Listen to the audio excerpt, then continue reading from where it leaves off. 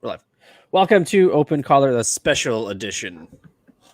Open Collar Duckcast, where we will dive headfirst deeply into a pond of knowledge. Pun. I would say beloved, 90s favorite, classic, all of the above. All of the above, absolutely. I mean, there's so many 90s beloved classic favorites that we're gonna stick to this one. Yeah, we'll stick to this one for now. And the enchilada, the Criterion Collection. If all goes well, maybe we'll tackle the rest of the 90s. Disney's The Mighty Ducks. The Mighty Ducks. Perfection in 48 minutes.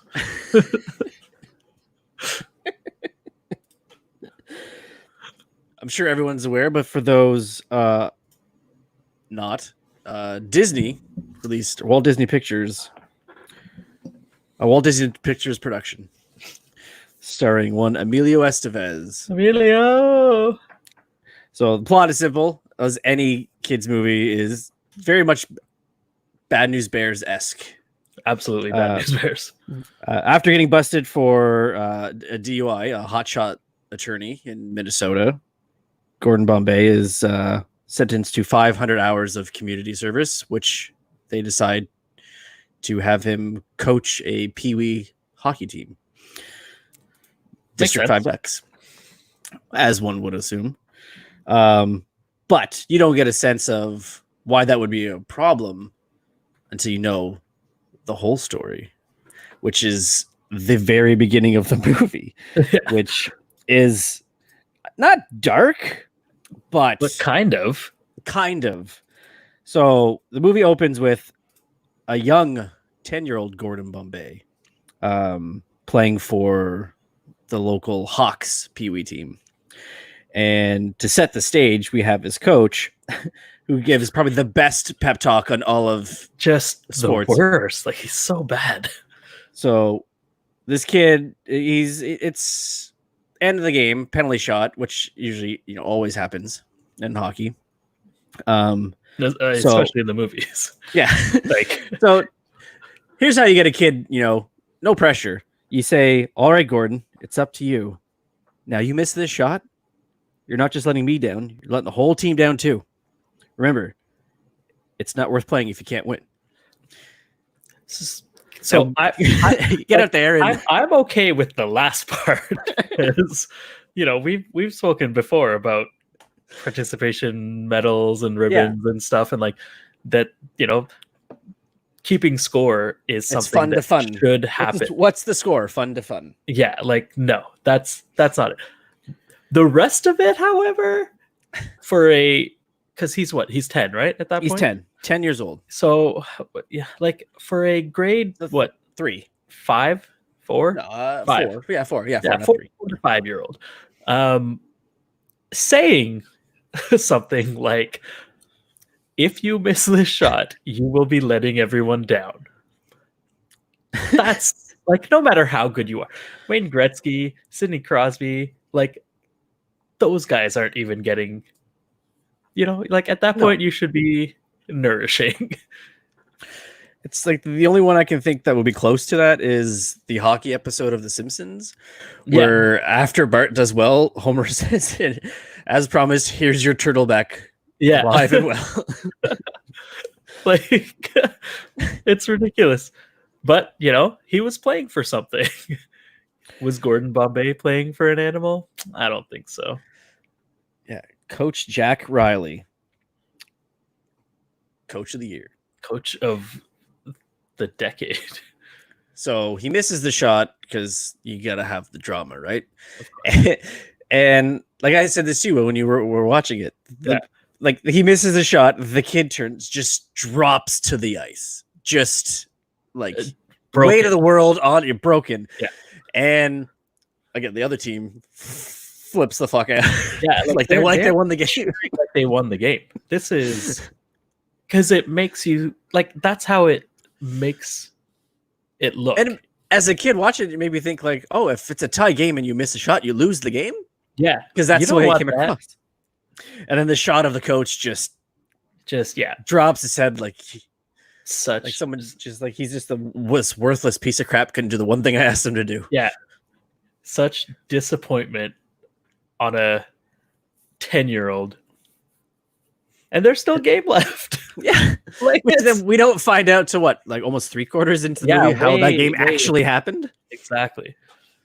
I would have thought like, he misses a shot, so then he's benched the rest of the thing, or he misses a shot and never wants to play hockey again. But we end up finding out later why that they lost in overtime. And right. So like, yeah, they still had a shot. It's just so keeping in tradition, when Gordon Bombay takes over District 5, he makes it clear that he hates hockey and he hates kids. Right. So, and then we meet the ragtag group of misfits. Captain Duck, we'll find later in the series, Charlie Conway. Now, Charlie. No, go ahead. I was just saying, one thing I find about Charlie through like the run of these movies, but specifically in this one, is he's not like a strong character. No, especially in this one, like he doesn't have like a personality. Yeah, he's just there to be like the reason that Gordon, he's not quirky. He's not skilled. They call him Spazway. I guess like he's like for the viewer and for Gordon, he's like the moral compass. Yeah, exactly. But that's his role. And then we have Lester Averman, the color commentary, the Rob Schneider of the crew, the Pete Meister. Yeah. better. Swing better. Yeah. And then we have Goldberg, the goalie. Easily the best character in the movie. The Hall brothers, Jesse and Terry. Fun fact, Terry, Jesse Smollett. What, really? Yeah, things worked out well for him. Yeah. Ooh. And then like the rest. Yeah. But like, it's also like Guy and Connie. Yeah. But the one that always made me mad was Peter. Peter. Why do you hate Peter so much? Well, it's the kid in the leather jacket. Like he's got no business at 10 years old walking around bandana or backwards baseball cap and a leather jacket. It's true. Like the punk. Like he's not like Luke Perry from 90210. No. The rebel with a heart of gold. He's just an annoying little shit. And it seems like, and like, okay, so I don't want to stereotype any of these kids or whatever, but like, is he also there as punishment? Because he doesn't seem like, or he doesn't act like, or talk like, or anything like a kid who wants to play hockey. You have your hockey kids who are like all in on hockey, especially at the age of 10. If you're playing hockey as a 10-year-old, you're likely all in, like bed sheets and mini sticks and all that kind of stuff. And he just does not scream hockey player. No, not at all. Juvenile delinquent. Yes. Enforcer. But not because he's like the shortest guy. Yeah, he's like 3 foot nothing. Yeah. And like their introduction to all these kids is like just textbook Disney-esque kids being thing like that, putting the dog shit in a purse and having someone try to pick it up because they see loose money in it. Yeah. But like also like would that ever work? The car drives by, stops behind the purse, gets out, picks it up, and then doesn't look at it until he drives 100 meters? And like, yeah, and it's like, isn't like a loose like a dollar bill too? it's Like, a this guy's dollar really bill. hurting for But, cash. it's not something that you would see while you were driving. Oh no. So like, okay, maybe if they had at least had the car drive past the purse, stop, back up, pick it up, like that's at least a little bit more believable. But the way they did it was just like, oh hey, I see a purse with some kind of bill. We'll assume it's big, and I'll go pick it up, and not like open it right away. Yeah, and then after that, when he finds out, he just put his hand in dog shit. Is that he gets out of his car, proceeds to chase these kids for blocks. Yeah.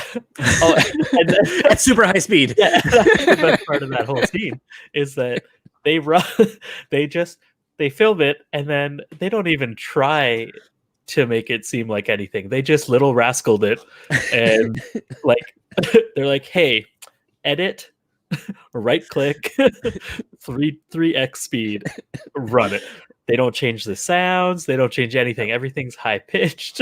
Like, it's so funny and bad. It's like somebody in the edit room was just like half paying attention, drop their elbow on the, Yeah, the keyboard on the fell edit machine. What's that? No, oh, I didn't know we're already 20 minutes in the movie. Okay, I think we're cut pretty good here. But and then also to overcompensate for the loss, we established that Gordon is not only just a hotshot lawyer. He never loses. He plays to win. Exactly. In the court of law. Also, backtracking a little, like before we get to why he's become the coach or why he gets 500 hours of community service, his boss, who throughout the movie is kind of played as like a bad guy, like, or at least, you know, not the main villain. Obviously, that's going to be Coach Riley. Yeah. But as a like, as being in cahoots or just being on the bad side, you know, on the wrong team is Mr. Ducksworth. Yes. But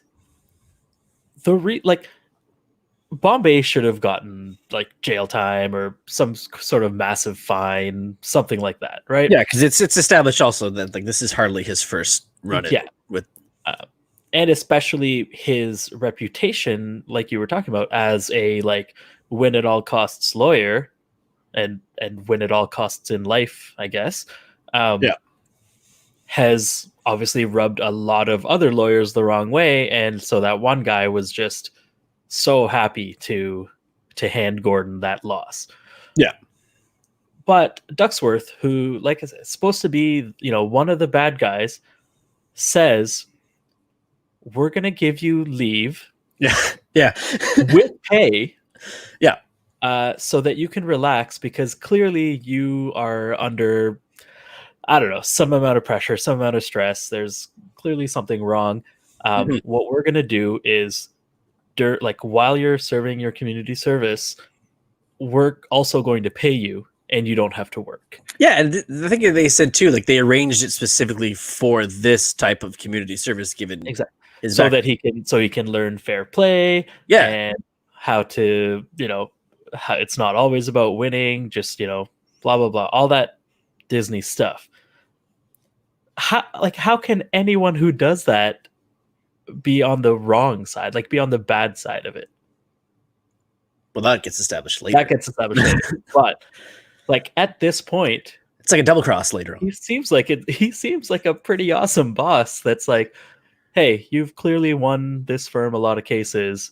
Yeah, we've got a lot of money. Yep. Yeah, like we are going to help you out here. But yeah, so now he's coaching. He is driven up on the ice. Driven up on the ice. Also, that's where it is like, also, we're going to pay someone to drive you around in a limo or in a, you know, a nice, like, when you need to go somewhere, you get this stretch town car free of charge. Wherever you want to go, he'll drive you. You have a personal driver, leave from work with pay. And all you have to do is 500 hours of coaching, which I also feel is kind of a lot, but I don't know. Well, how long do you think you would do coaching for? Oh, like a couple of hours per practice per game. Like Okay, well, I say don't. 2 hours. Yeah, let's say Do 2 it, hours. both 4 times, say 3 times a week most. Sure. And then maybe like one game on the weekend. So let's say 5. Okay, so say So 2 hours 10 hours a week. for 3 practices, plus probably 3 hour games. So you're looking at 9 hours a week. Okay. And then Divide 500. that by, so 500. Yeah, less than 2 months. It's not even a full season. Is that right? No. 55. No, oh, sorry, that's times. Like you No, do it. so you do 500 divided by 9. Yeah, I did it. Is 55.555556 weeks. Oh yeah, we're doing weeks. That's a year. So that's yeah. I was like, wait a minute. I was doing the number of times you had to do it. I thought it was like 55 times. Yeah. So so 55 weeks. So a year of community service. And in that time he gets driven around wherever he wants to and get paid from his other job, which is probably a lot of money. How many weeks is it a Pee Wee season? Like 4 months? And though you can probably whip it out like down a lot by having a tournament. Yeah, that's true.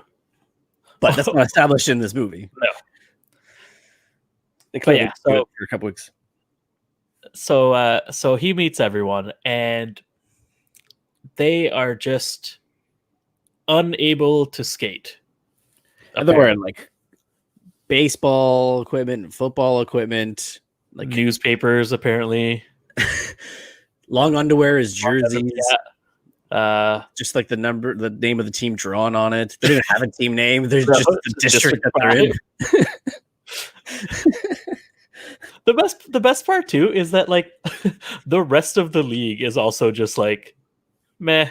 Oh yeah, everyone else has jerseys, and whether they have a sponsor or not, like every other team at least has a nickname and ice time too. These guys are out. Like District 5's out on a pond. Like they just have a park somewhere. And then and it's like, why would any of these kids who, like, I guess they're friends, but like, why would any of them agree to be like, all right, guys, let's try and get some practice in on this pond? Well, and not even that too. Like, even we established like Jesse and Terry's grandfather is like, taking him there and picking him up. He doesn't see anything wrong with any of this. Yeah, exactly. Coach told us to just hang out here for a little bit. All right, I'll pick you up in an hour. Yeah. But it's, Gordon Bombay goes like, show me what you got, or let's whatever. And it immediately, like, people take 2 strides and are on the ground. Just like they've never skated before in their life. Yeah, but and then, like, the swing and a miss on the puck, and just everything terrible. But in a couple of scenes, we see them skating on rollerblades just fine. And well, as you know, there's a difference between rollerblading on concrete and skating on ice. Really, really not. But also, I think the only difference between the two I found in my experience is stopping. Yeah, they have a stopper on your rollerblades, but not on the ice. And also, it seems like it would be easier to skate with, long underwear as a shirt versus all the hockey equipment that they get later. Yeah, I feel like all that weight and stuff would make it harder to skate. But no, as soon as they get new equipment, it's like they know exactly what they're doing. Well, they had one practice. That's fair. That's pretty much all you need. Yeah, there's new equipment. You get to skate indoors. So I guess it's just more of a indoor versus outdoor skating. Maybe the pond was just bumpy. Obviously, obviously the Zamboni hadn't been on it yet, so that's or ever. So yeah, we can chalk up the bad skating to just uneven ice. Ish. Sounds good. So then it's established that so now Gordon is coaching the team, brings his team out to the arena, and then we have a run-in with our good buddy Coach Riley. Now who hasn't aged. No, not at all. I think he got a couple grays. Yeah, maybe barely. His collar still popped. That's his signature move. But the part I love about this scene is they pan all the championship banners except for Gordon's missed penalty shot beer, which was what, second place? Yeah. Which goes right back to how awesome Coach Riley is when he says to Gordon, as they're both looking and catching up and stuff, is, boy, I wish they'd take that one down. Yep. Don't you?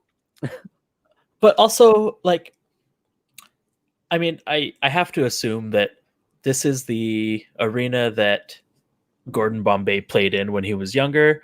Yeah. And so when he thought, hey, I need some ice time, he went to that arena, right? That's the only one he would have really, that's the one he would have thought of. But it's the only one in town too. Who knows? Okay, so that's my thing. Let's say it is the only one in the town. Yep. Why, like, if it's the only one in town, other teams would have played there and won Pee Wee hockey. Just the Hawks, man. 20 years. But that's the thing. So someone won, right, that year that that they were there. And if it was a team from the town, why wouldn't that team's first, like, why wouldn't they do it that way, where it was like a sea of, Hawks, first place, Hawks. And then that one banner just said, like, the Turtles or something. But why would it say the Hawks got second place unless it was, the Hawks home arena and that was it? But yeah, that's what I was trying to get at. Is if it was, it can only make sense that there are other arenas, but Gordon just chose that one because it was the only one he knew or remembered or cared to. It's so true. To like try and look up.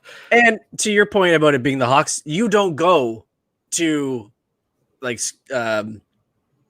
Canadian Tire Center and look up and see 2007 Stanley Cup finalist in our building. So why would you exactly? You see Eastern Conference champions. Yeah, you put the stuff you want, not to just say, "Hey, participation." Hey, remember that year? That scene always, like, every time I see it, I'm like, but why would that be there? Like, obviously as a plot device, but yeah, it doesn't make any sense. Yeah, I don't think any sports league, maybe professional, maybe less so, like high school or something like that, because again, tournaments.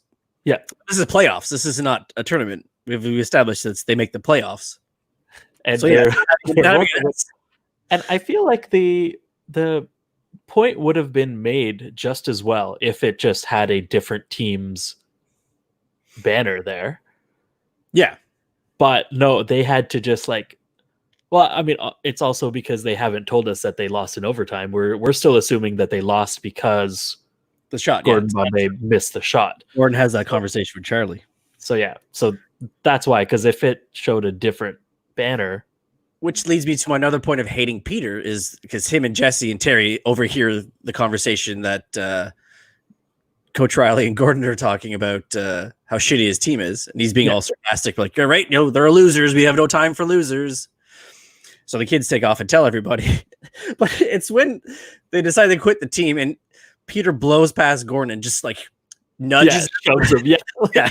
Like hits him in his kneecap because you're that you're 8. Yeah. You think you got the stones? Like, fuck you, coach. Yeah. I'm out of here with my leather jacket. Also, just like most TV shows and movies where there's some kind of misunderstanding like this, easily could have been solved by him being like, buddy, I was being sarcastic, obviously. Yeah, no, that's not until later on. Like, he could have said that at that point, and they would have been like, oh, at least the rest of the team. Peter obviously he had already checked out. He was not having anything. A troubled soul, this 8-year-old. But if I'm pretty sure his hat's fucking leather too. It looks like it. But if Bombay had said at that point in the locker room, like, guys, he was my old coach. He was being an idiot, and I was being sarcastic, clearly. Let's get out there and whatever. And hold on. So at this point, they've lost a game.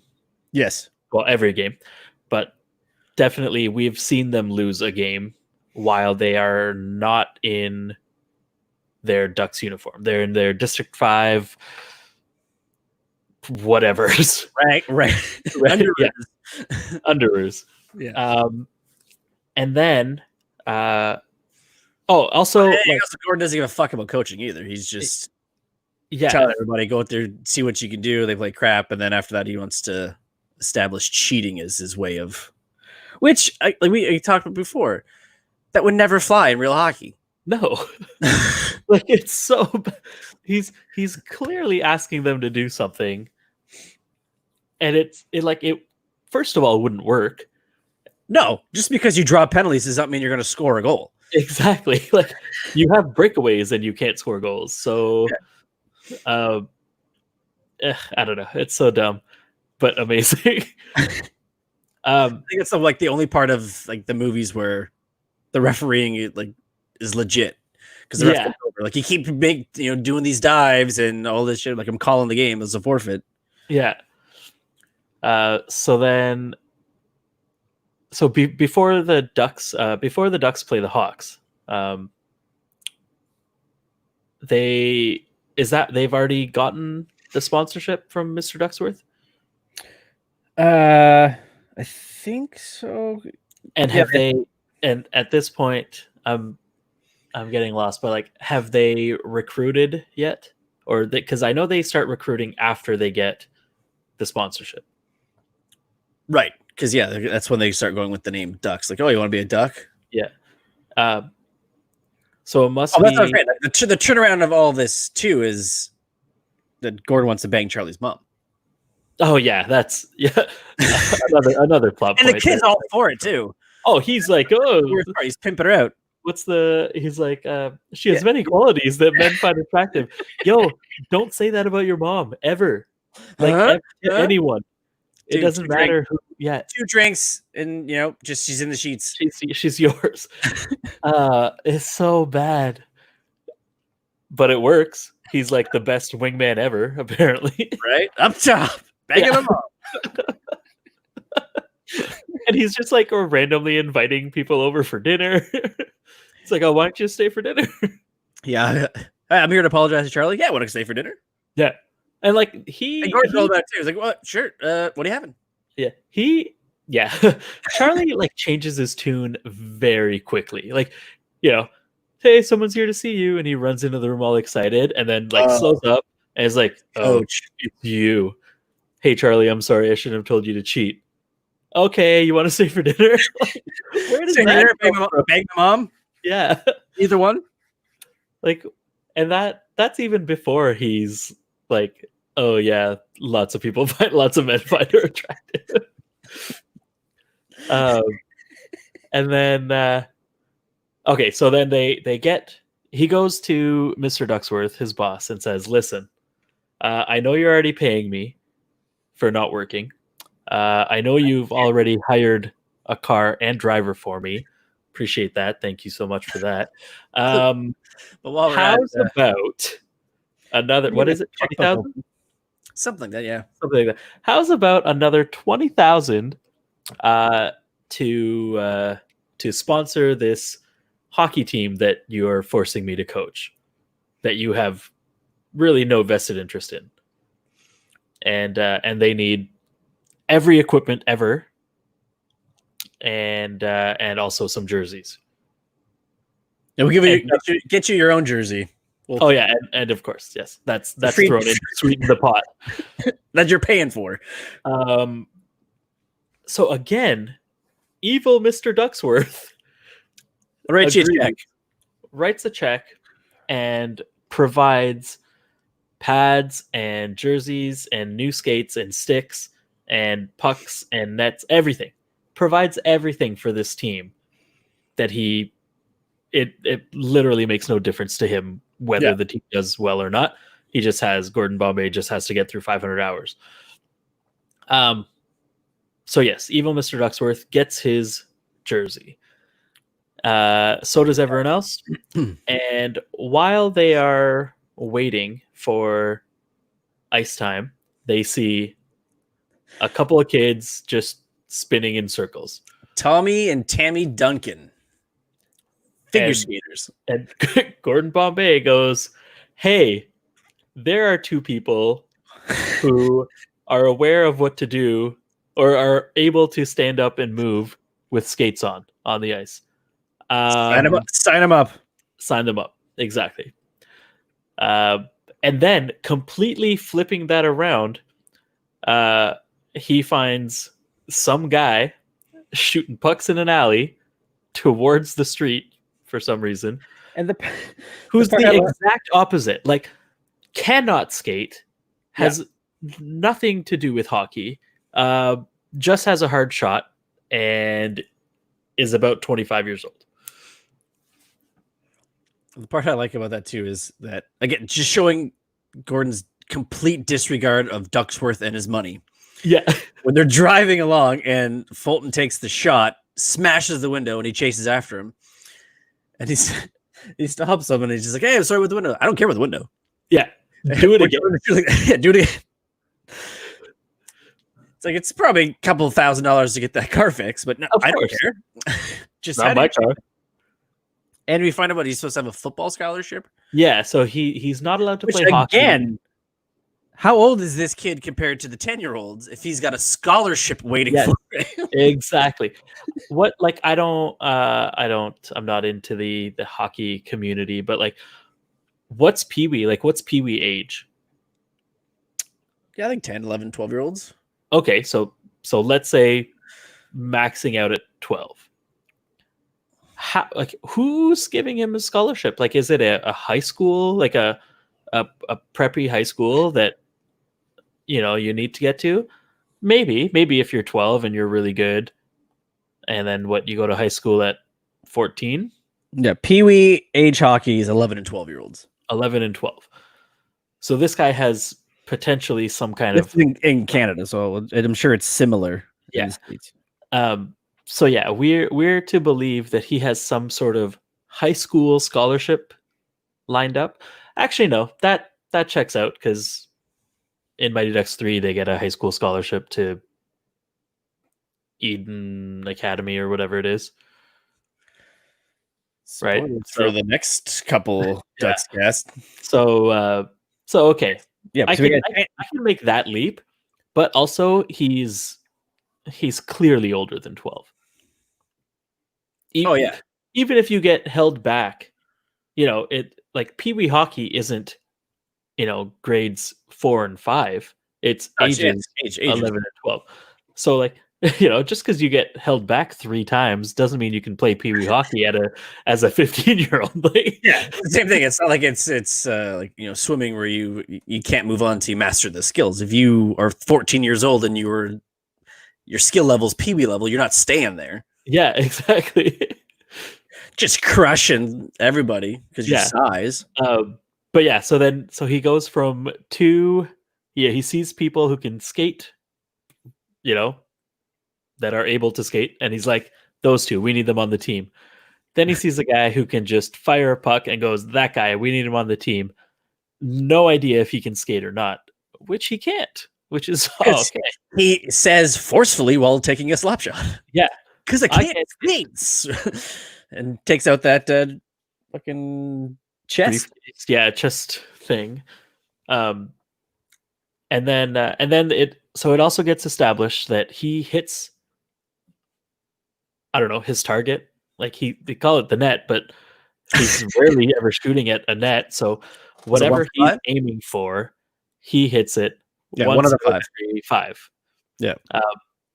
Which is just random. They show him taking 5 shots. 4 of them go all kinds of places. 1 goes into the rafters somehow, and then 1 goes in, and that proves to Gordon, that kid wasn't lying. 1 out of every 5. That's it. Right.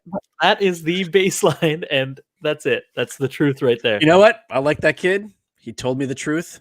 He's got good convictions. That's He's right. on the team. So what is it you always bothered you now that they are in uniform?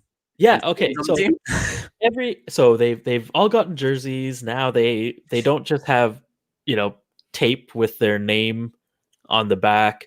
It's like full out stitched lettering. Everyone has their last name on there. For some reason, Fulton Reed has Fulton, his first name. Why is that? What is that about? Why not? Because everyone else has their last name. That's why not. That is a sports thing. It's not like you get to choose what name, you're not It's like the XFL on our test and you can change your name every 3 years. Like Fulton Reed, it should say Reed on the back, and it just doesn't make any sense. Doesn't matter. It's true. The Ducks, man. When it's a perfect movie, nothing has to make sense. So now that we have our established team, we get to see the Ducks play, and this is where it goes straight kids Disney-esque hijinks, where everything's trick plays. We're having the figure skating duo just spinning foul cows, all this shit right in front of that. Players are just watching rather than actually playing the sport that they've practiced so hard to grasp. And also, like, if this was a real game and kids were just spinning on the ice, like, that's good for the other team. Yeah, because I'll just take the puck that you're not handling anymore. Yeah, one less person to cover. Let's bum rush the guy with the puck. Clearly, those kids aren't doing anything. They're just spinning around in circles. And then the kids watching Fulton take this practice shots, getting terrified of him taking a slap shot on him. So trick play is just wind up for a slap shot. Everybody just runs for their lives. Yeah. and then go ahead. No, you're going to say exactly what I was going to say. This kid with terrible accuracy just mails in a pass perfectly on the stick of this little kid. And the best part about that is not only do they not just put the puck into the net, no, we have to quick cut to Averman throwing a major look while the goalie's inside going, huh? and then crawling and trying to so ridiculous. And then so we also missed the practice where he actually teaches them something for the first time. Soft hands. Which is actually it's a good lesson because they're clearly not good at passing or playing hockey. And so Gordon Bombay, I'm assuming this is using Ducksworth's credit card, goes out and buys 40,000 eggs. Just cleans out the grocery store. Don't worry, just put it on Ducksworth's tab. He's got this. Plus, he's wearing a snazzy, probably like $500 sweater. Yeah. Well, I need it. It's cold in the arena, Mr. Ducksworth. Come on. I'll get two, just in case the eggs break on it. Yeah, just in case I get egg on this one. So they practice. Oh, and we also didn't establish too that his driver is like assistant coach. Yeah. Not only is he driving, he's part of the 500 hours now. Yeah. He figures he's got to wait for him. He might as well, come inside and coach and shit or carry the eggs. If the driver also got busted for something, and this is, he's like, hey, look, we both have to do 500 hours. You clearly can't drive. I can. Let's help each other out. Yeah. I think that makes sense. And listen, I got some chickens if you need some eggs for some reason. Yeah. I got a farm, man. That's right. So he teaches them how to have soft hands, how to make good passes. Fulton is not there for that practice, I don't believe.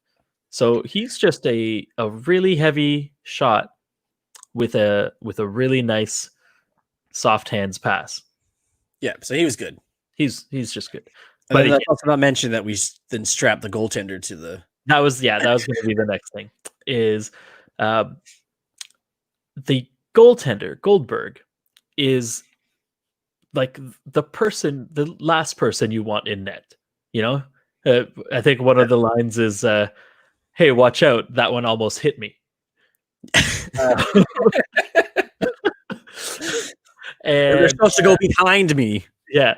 But then to rid Goldberg of his fear of the puck, being a goalie, they strap him to the net and just like shooting line on him. And Bombay joins this line of 10-year-olds shooting a puck at another 10-year-old, and Gordon Bombay, a 35, possibly 40-year-old, is winding up shooting at this guy. It's howitzers at this kid. Yeah. But then Goldberg realizes, hey, as long as I have all of these pads, the pucks don't hurt. And now all of a sudden he's a goalie that He's Goldberg the goalie, man. He's Goldberg the goalie. So in this game where they actually win one, Goldberg makes a couple saves. Somehow he's like flexible, like he knows how to move around, whereas before he was just crawling around on his like knee pads. Yeah, I don't think getting hit by pucks and no longer being afraid of said pucks gives you the skill to better your position while you're playing. Exactly.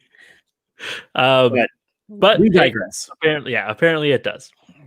So yes, in this game, because of the late minute or last second heroics from Fulton Reed and Averman's quippy line, they win 1-0. Goldberg gets the shutout. The shutout. Day after learning to hit a puck in his chest. Yeah. And with that one win, they don't get last place. That's what we hear from Hans. Hans says, yeah, because there's makes the playoffs except for the last two teams, and as long as you win, one game, you'll be fine because this other team got mono or measles or something like that. So puts them to second to last, but then by default third last. Right. So that's cool. They make playoffs. Wouldn't they play the Hawks in the first round? Like by most playoff standards, if the last place team in the playoffs would play the first place team. I mean, I guess it could be pooled, but yeah, I guess we have to see the board again. Maybe there's a like a bye or something. So okay, yeah, like gets a bye and then go to the semifinals. Either way, though, at some point before the finals, they would be last, and the Hawks would still be first. I don't know, man. I don't know. So it's not as dramatic if they faced them in the first round. Well, yeah. So that's the thing. Is like if you remember, like Rookie of the Year, the whole thing was that it wasn't even the World Series. No. It was the pennant game. Exactly. So it's all this just to get to the World Series. And we don't even get to see the World Series after that. Oh, that part doesn't matter. That's a meaningless game. Plus, that's also that's a different deep dive. We're talking road to the Super Bowl, okay? Not the actual Super Bowl. It's all about the road. It's about the journey. Not about the journey. Yeah. So okay, they've now made the playoffs. We also didn't establish Banksy. Oh yeah, this part is fantastic. This is Gordon Bombay using his legal tricks. Yeah, this is a great. Again, it was also a Hans thing. Yeah, this was a Hans thing for sure. Banksy is the Wayne Gretzky of this Minnesota Pee Wee League. Yeah, well, no, he's the Gordon Bombay. He's of the future. Of the future, he's what he's Bombay, he's the LeBron versus the MJ. Exactly. So Hans talks about how, what Gordon Bombay says something about being a Hawk and blah blah blah. You wouldn't be a Hawk now. Yeah, and then Hans goes, "Oh well, they redrew the lines." your place would actually, your old place would actually line up in District 5 now. And then he goes, oh, so that would make me a duck. Like, brain so fart. Another plot thing. But then he goes, hey, wait a ticket. The best player in Minnesota should also be a duck because of this legal thing. I feel like that would have come up before, like it wouldn't have been a shock. Riley plays it off. That would have been like when you registered. Exactly. When you go and say, yep, here's my address, blah, blah, blah. They would be like, okay, we actually redrew the lines last year. You're going to have to play for District 5. And no. At that point, they could have done some negotiating or whatever and been like, hey, here's a 20. Yeah, pretty much. And okay, so saying that happened, everyone seems to act like it's a surprise, like they didn't know, but like they had to have known, right? Somebody played by the rules here. Yeah, Riley had to have known. Banks's dad had to have known. Also, Banks's dad also kind of vilified in this movie. Oh no, he's a hawk. We will keep him with the Hawks. But like, I don't think he says anything out of the ordinary. Like, he's been playing with the Hawks for however long. All his friends are Hawks. Any parent would be doing what he does. Yeah, so like, I don't think that he's a bad guy. Like, he's not. He doesn't say anything that someone like good. No one would be like, huh. Our bad. All right, let's take you out to a noodle. Yeah, it would be like if someone was going to a school that was out of their district, and then the school board redrew the lines and had to go to a different school. They would have mentioned it before the school year started, and then B, if they were already at that school at this point, we're talking 80-90% of the season's done, right? If they're getting close to playoffs. Yeah. So like basically it's like, all right, there's a month left of school. Sorry, you're gonna have to transfer to this other school now. Like, the parent would be like, just let my kid finish here. Like, we'll go there next year. Yeah. So like, yeah. And then that gets established. That's what the parent ends up working out with the Pee Wee League. Yeah. So like, how were those lines drawn with nobody in the know?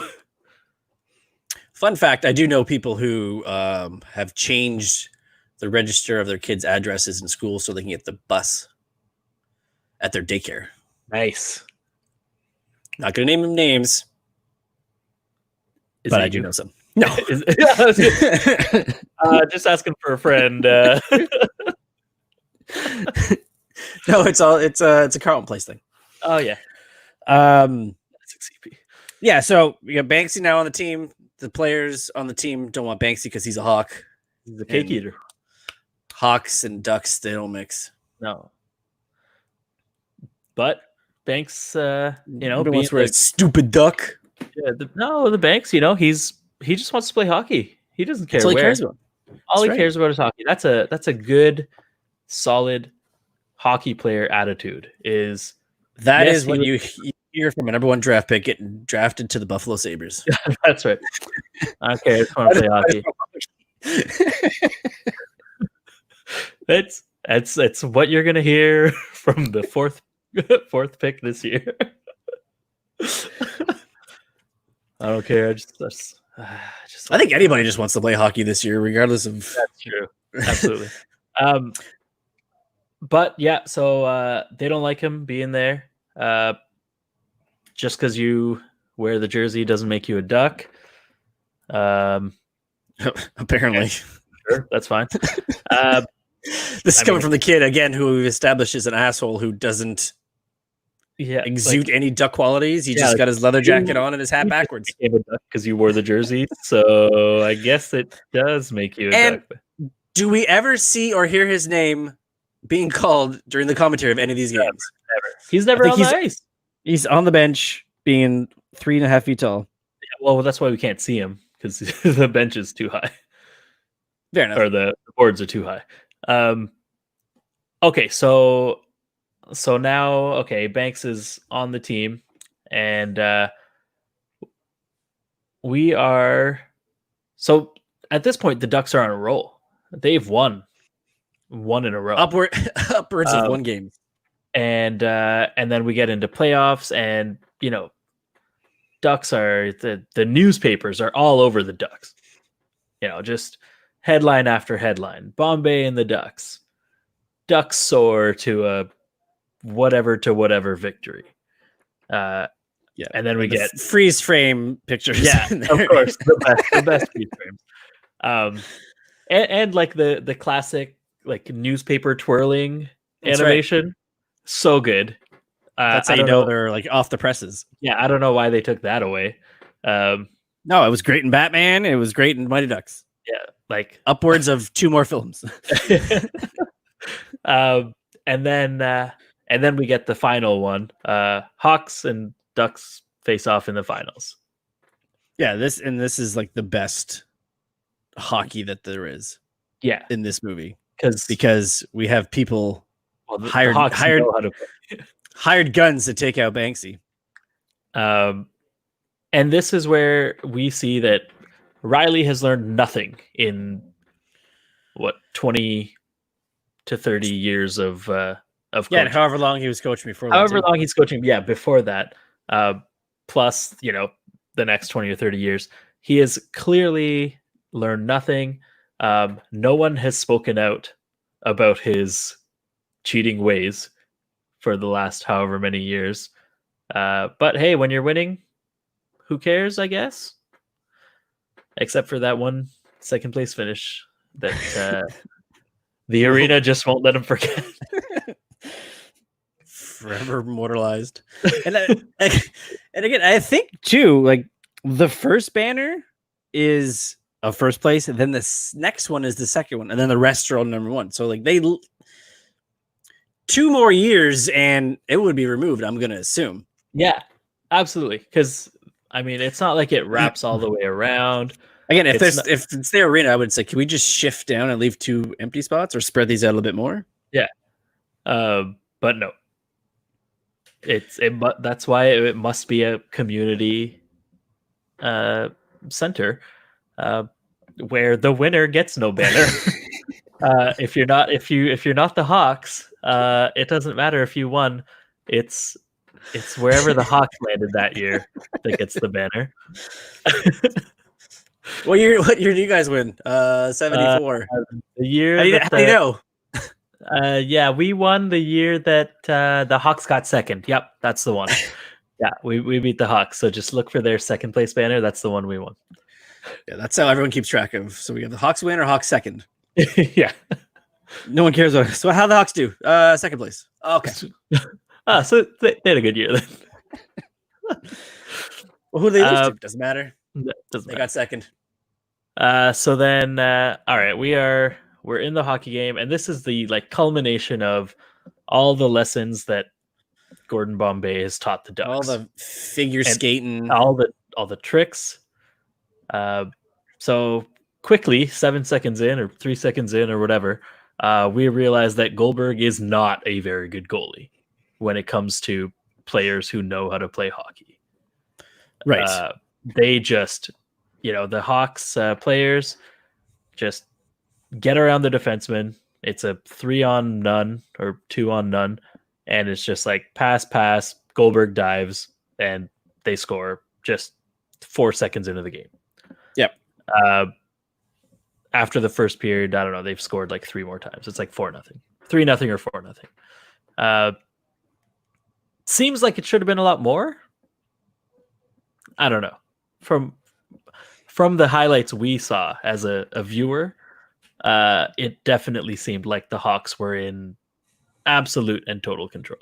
Yeah, it's kind of like the scene in Space Jam where they show the scoreboard, or it's just kind of one-sided, isn't it? Oh yeah, exactly. That's kind of what I went. And then just like in Space Jam, it turns into an actual number that's only like 82. Wait, what? I thought it was one-sided. Yeah, those numbers were looking like they went into the triple digits, but okay. So first period, they're down, I don't know, 3-0 or 4-0. And they go into the locker room, and Bombay gives a nice rousing speech of, we can still do this. It's not over. Blah blah blah. Also in this time, there's one part where Adam Banks is allowed to just roam across the front of the crease, back and forth, for just so long. It's Jesse, right? Jesse has the puck, and he's like, I refuse to pass it to this cake eater, no matter what, even if it means that we'll score. Right, and prior to Cake Eater joining the team, he was the best player, Jesse Hull. Yes. Oh, we didn't even talk about the Oreo line. Yes, the Oreo line. The not at all appropriate to say or absolutely do anything nowadays. Terrible. So obviously called the Oreo line because there are two black kids and a white kid in the middle center. That's right. Terrible joke. Hilarious at the time. But I forgot about that line in my recent rewatch. And when it happened, I kind of did one of those cartoon, shake my head to make sure that I was listening properly, rewound it again, and then heard it again. And I was like, oh no. Do you think when the guys write the script, he's just like, and we call it the Oreo? Do we? Should we? Yeah, no, it's fine. Should we call it the Joe Louis line?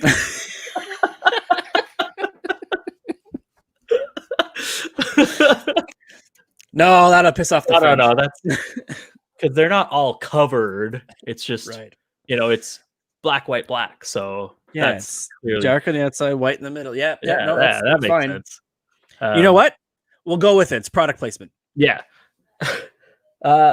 So they go with it, and then Gordon Bombay repeats it for some reason.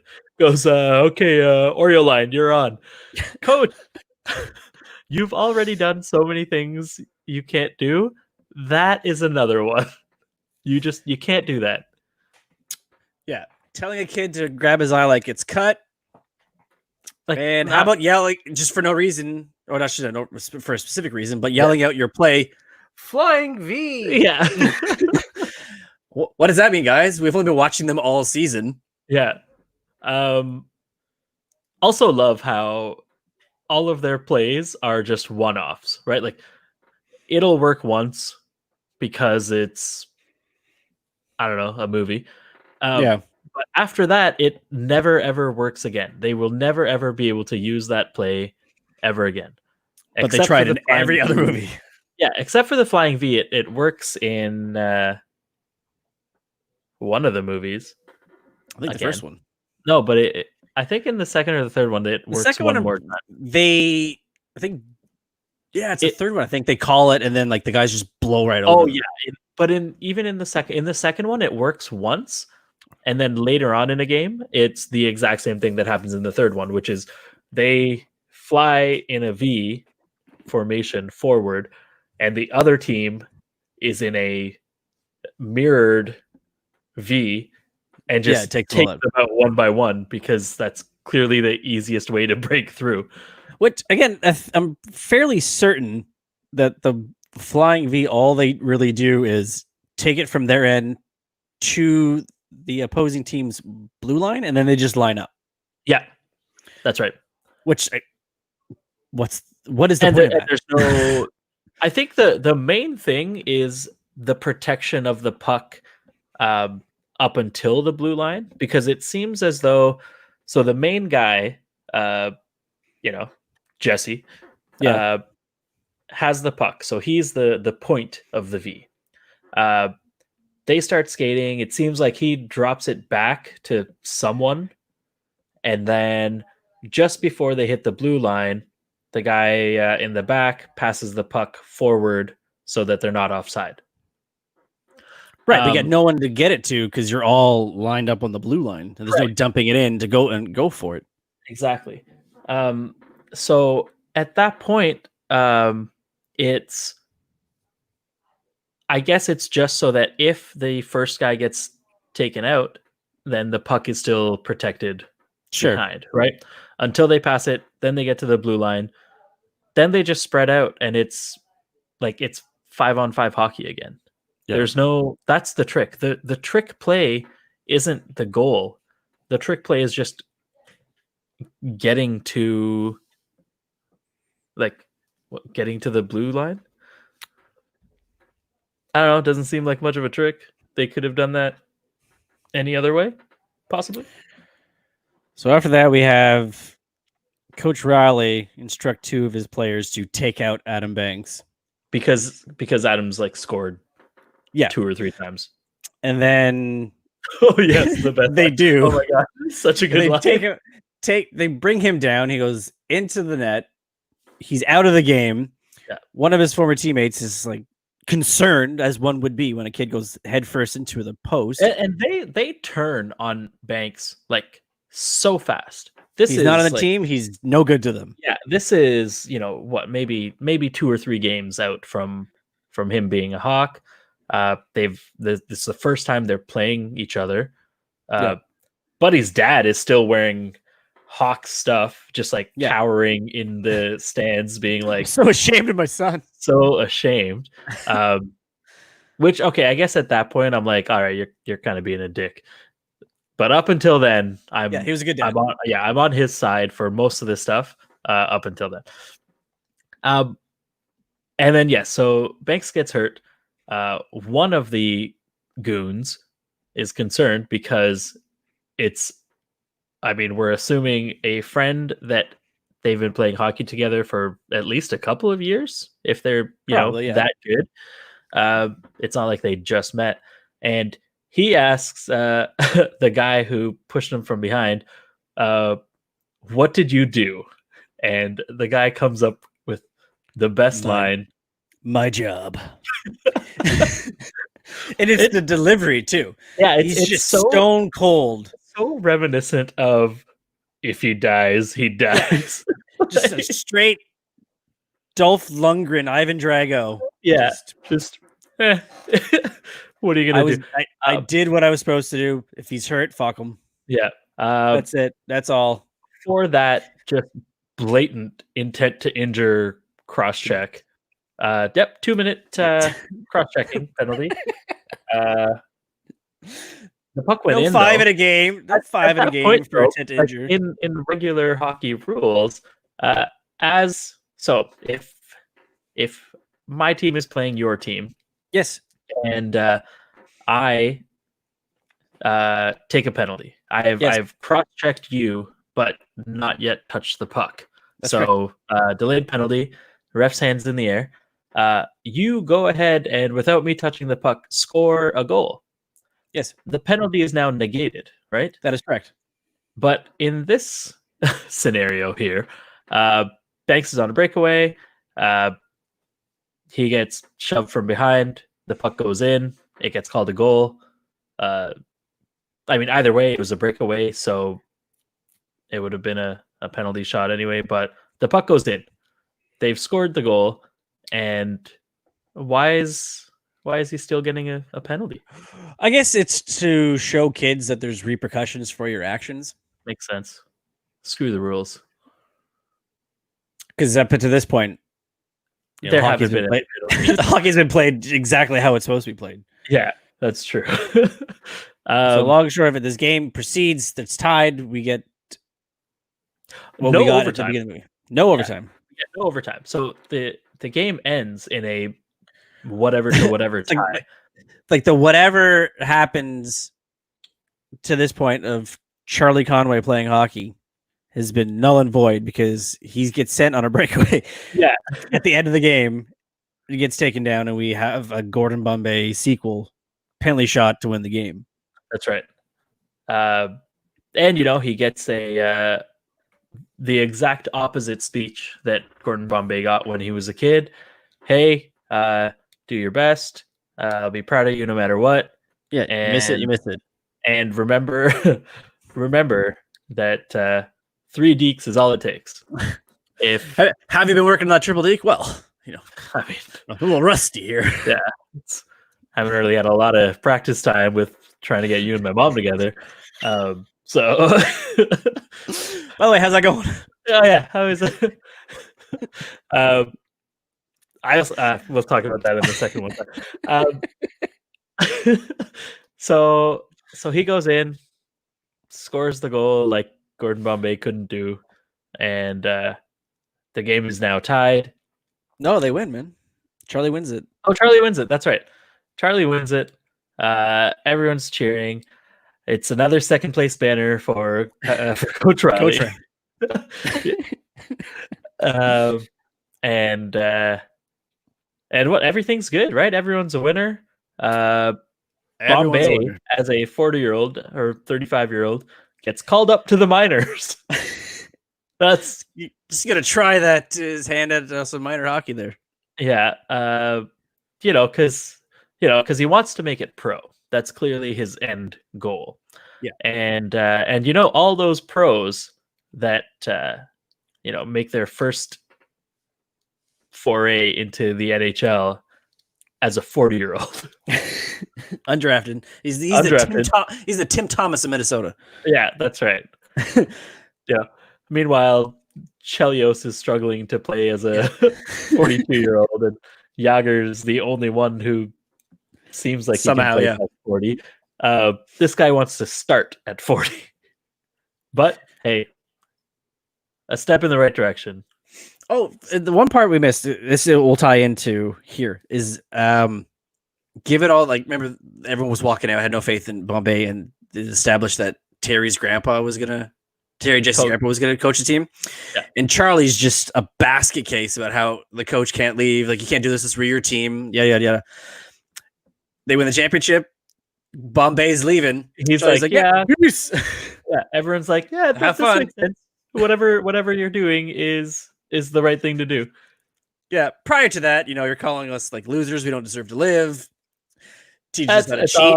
No, you can't give up on us now. Yeah. But hey, we won the championship. So long, coach. Yeah. You banged my mom. It's fine. That's cool. And then that's when the team finds out that him and his mom are going out, I guess. Because he's like, oh, I'll call you when I get to wherever. Yeah, then there's the kiss and woo, coach. Woo! And like it seems like Charlie's loving it. He's got a big smile on his face, like, yo, you are doing this. You are doing this all wrong, sir. And then and then he's going away to minor hockey tryout. And then he turns around and as he's getting on the bus, it's like, hey, I'll be back next year. We got a championship to defend. Yeah. It's like, are you not planning on sticking around if you make it into the minor pros? Exactly. Because I would assume that season is also happening at the same time as the Pee Wee season. You can only do hockey at certain points of the year. Yeah. It's called winter. Well, I don't know.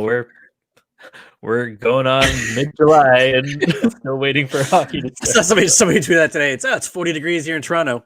The Kiss hockey season's starting up. Yeah. So, what is your big takeaway of this movie? I think it's just one of those movies where so bad it's good. Yeah, like you love the good parts and you just, try as hard as you can to not focus on literally everything that we focused on for the last hour. Like our greatest joy so far this movie is Coach Riley, so a shout out to Lane Smith, may he rest in peace. Yeah. Especially when he has the gall to say to Gordon Bombay, you're not even a has-been, you're a never was. Coming from a guy that that's his only claim to fame is Pee Wee coaching. Yeah. Pee Wee hockey. His best thing is that he's able to consistently teach 10-year-olds how How to be to shitty people. be shitheads and beat other 10-year-olds at a hockey game for 20 something years in a row -1. Yeah, and then also teach kids, hey, that former teammate of ours, the best friend of yours, Yeah, kill him. take him out. Yeah. That's it. You don't have to kill him per se, but if he's not injure with him you, badly. if he's not with you, he is against you. That is the mentality, and that is how we roll. Let's also not forget that Banksy gets hurt in the second movie too, so Yeah, maybe it's just him. yeah, that's true. And in the third one, he just gets His feelings hurt by his feelings get hurt. Varsity. Yeah. So these ragtag bunch of misfits pulled it together, won it all. Also, my favorite thing of the movie is when they go to drop the puck on the ice that's clearly made of metal. Yes, stainless steel center ice. But then, as he's dropping the puck, you see that the ice has been just skated on so much. You're like, did they even Zamboni it in between? It seems like where is this discrepancy? I would say it's definitely, it's just one of those, like, it's a, Bad News Bears, Little Giants, The Sandlot, like all those movies where it's so predictable what's going to happen, but you're okay with it because all the good things that happen make up for anything else. And then we watch it again 2 more times happen the exact same way. Yeah, which is they're all fantastic. cookie cutter. Yeah, but it's not until they get to the third one where a coach actually teaches them hockey. Yeah, it's true. But then, okay, well, we'll talk about that in the third one. But the coach actually teaches them hockey. But then, when they actually need to learn something, he goes back to, these pick up the trash. Pick up the trash. Yeah. It's so stupid. I love it. And the obvious lack of hockey skills that Emilio Estevez has in every scene where he's on the ice. But the time you see him skating, it's close-ups of feet or far distance shots. Yeah, so well, it's the same with clear, not him. Same with Game Time. Right? It's all lower body.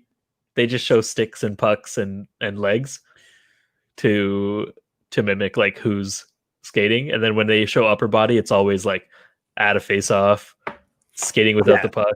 Or they get the puck and they slowly spin around to do whatever, which you would think you'd have if you're watching Timbits hockey. Exactly.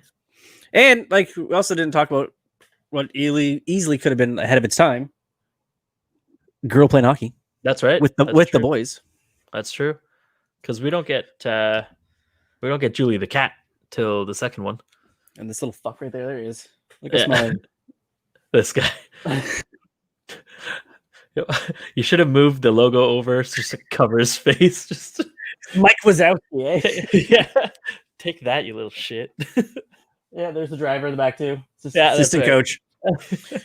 But yeah, it's I think it's a great movie. It's not a good movie. It's not something that you're everyone should see this movie just because it's definitely one you can show kids. Yeah. And that's the best part, is that it's definitely a kids movie made for kids and older kids alike. 30-something-year-olds. Yeah. Even though we will pick apart every little thing about it and still enjoy it, the kids will just see some fun stuff and they'll enjoy it too. Yeah, here's the full line. Coach Riley to Gordon. Why'd you turn? That's after he takes Banksy. Okay, yeah. Why'd you turn against me, Gordon? For 6 years, I taught you how to skate, taught you how to score, taught you how to go for the W. You could have been one of the greats. Now look at yourself. You're not even a has-been. You never was. Brutal. That's what you want teaching kids. Yeah. For how long? For 6 years, man. So Also, I wish I had watched the movie again just really quickly before we had done this and counted how many quacks were actually in the movie. That is the part I hated in the movies, the quacking scene at school. Yeah. Well, just because they're all like, they're all in the same class. Yeah, how are they in the same class? How even is like this... the new kids that joined in are in the same class? Yeah, and like Fulton Reed, again, clearly way older than everyone. He's 26 years old. Yeah, he's there. This brother and sister who are, you know, obviously not like twins, or they're not the same age in the same class. The Hall brothers are not the same age in the same class. And yeah, and then everyone is just in that class. And then like 1 second they're fighting again, and they're turned on each other. And then the next second they're just quacking because they're ducks. Reasons? Yeah. Because they're ducks. Then the chalkboard, I will not quack at the teacher. Yeah. Although I did like the line where also, okay, so Gordon Bombay walks into a high school. No one knows who he is. Yeah. And he just goes up and says, I'm looking for these kids. Without asking why he's looking for those kids, who is he, blah, blah, blah, anything like that. The principal just gives it up. Oh, they're in this room. All of them? All of them? But I feel like if some guy, even if I went to my old high school, like my high school, where I know the secretaries that are still there, if I go up and I'm like, oh, hey, I'm looking for these 13 children, even though she knows me, she would, why? Don't worry about it. Yeah. But nope, not this principal. This principal says, take them. I don't need their crap. Down the hall to the left. Yeah. You're right. And then, they quacked at the principal. He has quacked at his boss. And, that's what brings them together. Lots of quacking. Basically what won them the championship. Yeah, that's the Ducksworth turning scene, is where he's working with Banksy's dad on letting him finish. And again, going to your point is, just let him finish the year, and then next year they'll be following the districting. Yeah, or they'll get the district to redraw the lines and just have him be a Hawk. Like, it's too late in the season for something like that. Also, what I was thinking earlier, and I forgot to mention when we were talking about this, is wouldn't that like forfeit their previous games because they were playing with an illegal player? If that was the case, it's not just like, hey, okay, yeah, we totally missed this oversight on our part. Sorry about that. You're just gonna have to move to this team. Our bad. But in every other like movie or league or real life, everything, it would have been, oh, hey, you've been playing with an illegal player this whole time. You'll have to forfeit your wins. Which it wouldn't matter. They would still probably make the playoffs because they'll still continue to win after him. And apparently all you need is one win to make playoffs. But or a team to get measles. Or a team to get measles. But still, that part always got me, because I was like, I mean, it's tough to be like, hey, shouldn't they be playing by the rules at this point in the game or at this point in the movie? But that was another thing where, like, they would have just been playing the whole season with an illegal player. So yeah. But good movie, classic, wholesome fun, and the winners win. The good guys win. The bad guys lose. The bad guys lose, although, as we've established, like, most of the things they do aren't bad. It's only Coach Riley who's like bad from start to finish. And Ducksworth isn't, like, I think Ducksworth and Banks's dad are like, they're reasonable. They're not bad people. Like Ducksworth is just like trying not to rock the boat. Yeah. Like, he's trying, again, as we established, this whole thing was to teach Gordon fair play. Yes, it's fair play that this kid should be, but you forcing their hand is not fair to the kid. That's just being shitty. You're being the lawyer that you were before, which is what Ducksworth doesn't want you to be. Which then he gets fired for. He gets fired. Exactly. He gets fired for it. Which I guess at that point you could be like, all right, Ducksworth, that's a bit far. But at the same time, you have already paid him for a year's salary-ish. 50, however many weeks? 55 weeks. Yep.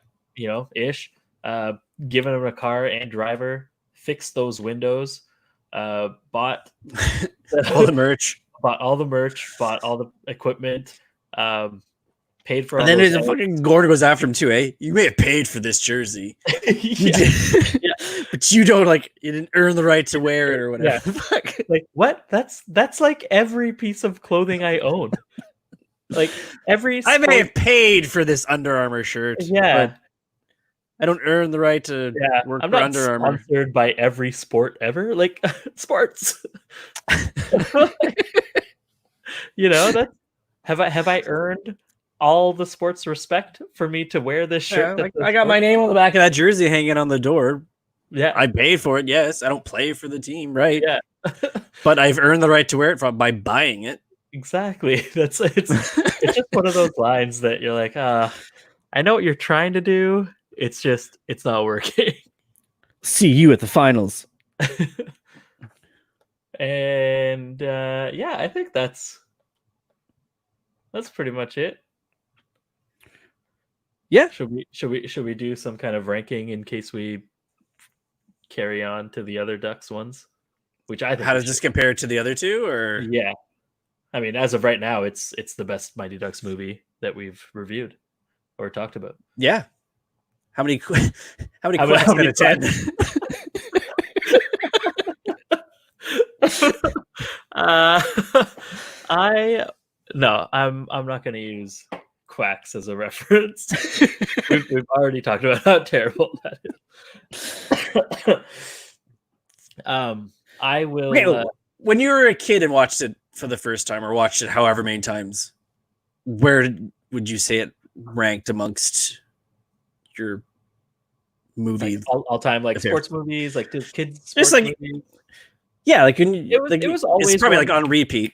Yeah, like it was not on the level of, like we talked about on the last podcast with Holly.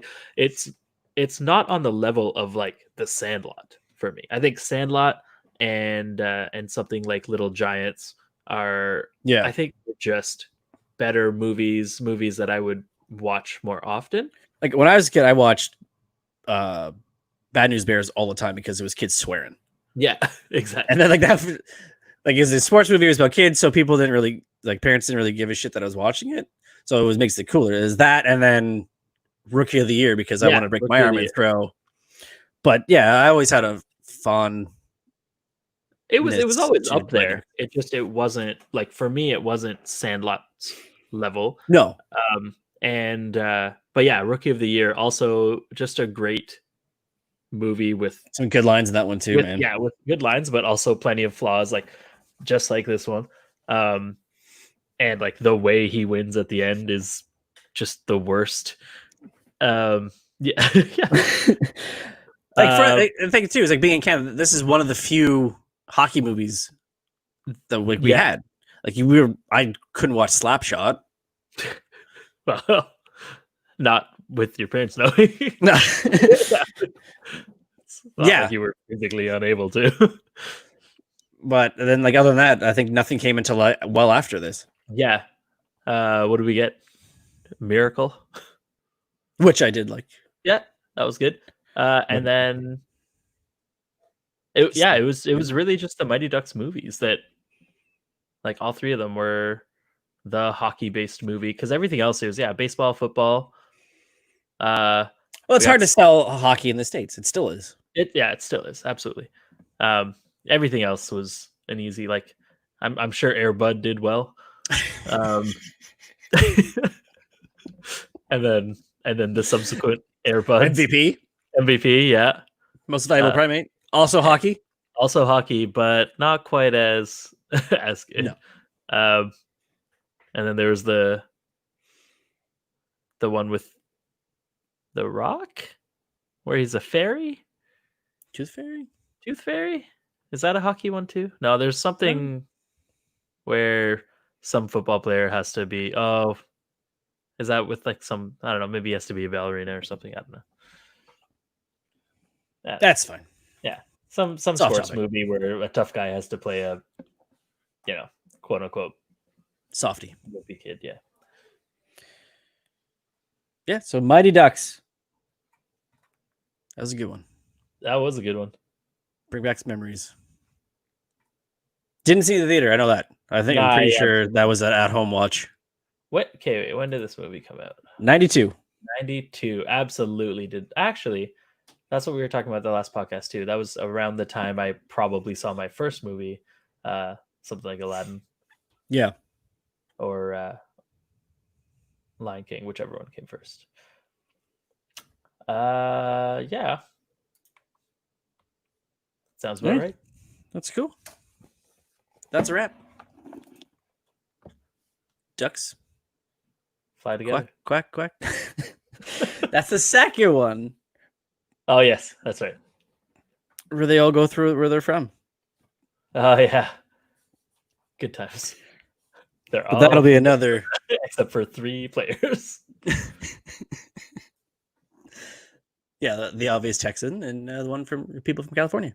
That's right. All right, that's the Duckcast. I'm Corey. He's Michelle. Thanks for watching, listening. Follow us socially, facebook.com, twitter.com, instagram.com. Just add us, opencollarpod, youtube.com/govnc. This is Corey reminding you to keep it casual. Actual.